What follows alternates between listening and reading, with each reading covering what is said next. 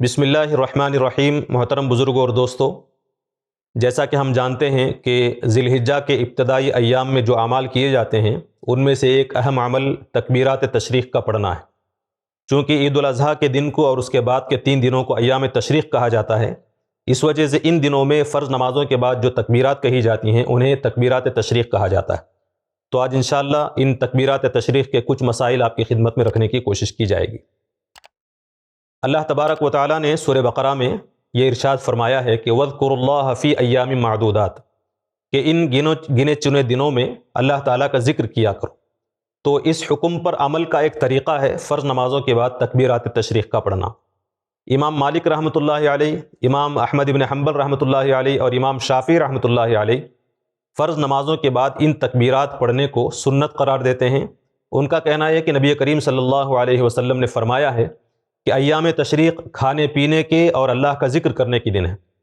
امام ابو حنیفہ رحمۃ اللہ علیہ فرماتے ہیں کہ ایام تشریق میں فرض نمازوں کے بعد تکبیرات تشریق کا پڑھنا واجب ہے، اس لیے کہ اللہ تبارک و تعالیٰ نے ان دنوں میں ذکر کرنے کا حکم فرمایا ہے۔ نبی کریم صلی اللہ علیہ وسلم کے احادیث سے اور صحابہ کرام رضوان اللہ علیہم اجمعین کے عمل سے یہ معلوم ہوتا ہے کہ ذی الحجہ کی 9ویں تاریخ کی فجر سے لے کر ذی الحجہ کی 13ویں تاریخ کی عصر کی نماز تک ان 5 دنوں میں ہر فرض نماز کے بعد تمام مسلمانوں پر، چاہے وہ مرد ہو یا عورتیں ہوں، چاہے وہ مقیم ہو یا مسافر ہو، چاہے جماعت سے نماز پڑھ رہے ہوں یا اکیلے نماز پڑھ رہے ہوں، ان تمام مسلمانوں پر ان 5 دنوں میں ہر فرض نماز کے بعد کم سے کم ایک مرتبہ تکبیرات تشریق کا پڑھنا مسنون یا واجب ہے۔ ایک رائے میں کہ جو شخص اکیلے نماز پڑھ رہا ہو اس کے لیے واجب نہیں ہے، لیکن بہتر یہ ہے کہ وہ بھی بلند آواز سے ان تکبیرات کو پڑھے۔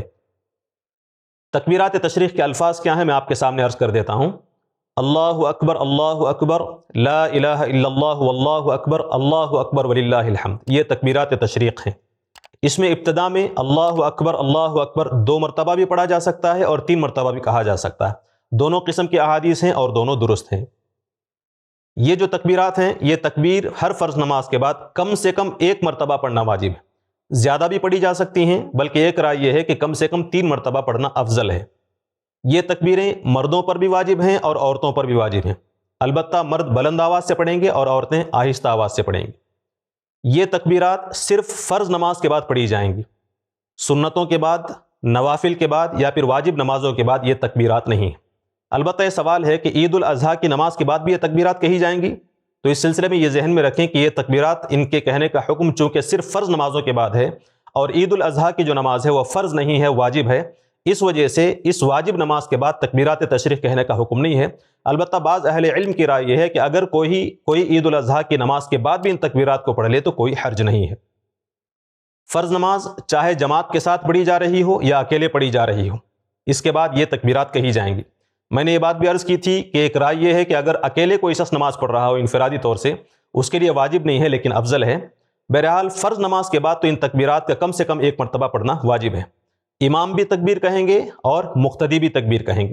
اگر امام کے پیچھے کسی کی کچھ رکعتیں چھوٹ گئی ہوں تو اپنی رکعتیں پوری ہونے کے بعد ان تکبیرات کو وہ کہے گا۔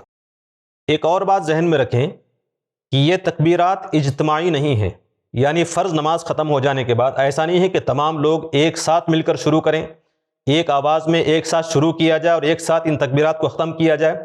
اس طرح یہ تکبیرات اجتماعی نہیں ہیں، بلکہ یہ تکبیرات انفرادی ہیں، یعنی نماز ختم ہونے کے بعد ہر شخص انفرادی طور سے پڑھنے کی نیت سے انفرادی طور سے بلند آواز سے یہ تکبیر کہے گا۔ لیکن یہ الگ بات ہے کہ نماز کے بعد جب سب لوگ اپنی اپنی انفرادی تکبیر شروع کریں گے تو یہ صورتاً اجتماعی تکبیر کی شکل ہو جائے گی، اس میں کوئی حرج نہیں ہے، ورنہ حقیقت میں یہ تکبیر اجتماعی نہیں ہے بلکہ انفرادی ہے۔ اسی طرح نماز کے بعد اگر امام صاحب تکبیر کہنا بھول جائیں تو مقتدیوں کو امام کا انتظار نہیں کرنا چاہیے، مقتدی اپنی اپنی تکبیریں شروع کر دیں گے۔